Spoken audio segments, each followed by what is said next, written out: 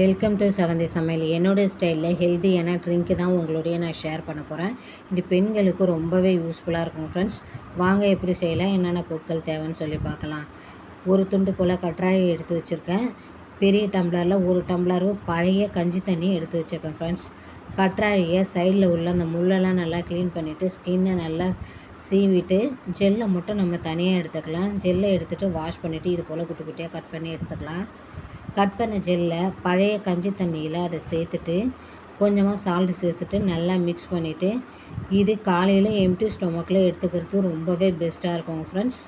மலச்சிக்கல் பிரச்சனை, யூரின் சார்ந்த பிரச்சனை, பெண்களுக்கு வெள்ளைப்படுதல் பிரச்சனை, கல்லீரல் சம்மந்தமான பிரச்சனை எல்லாவற்றையும் சரி செய்வதற்கு ரொம்பவே யூஸ்ஃபுல்லாக இருக்கும் ஃப்ரெண்ட்ஸ்.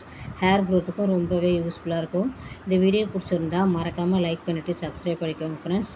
மீண்டும் இது போல் இன்னொரு வீடியோவில் சந்திக்கிறேன். தேங்க்யூ, பாய் பாய்.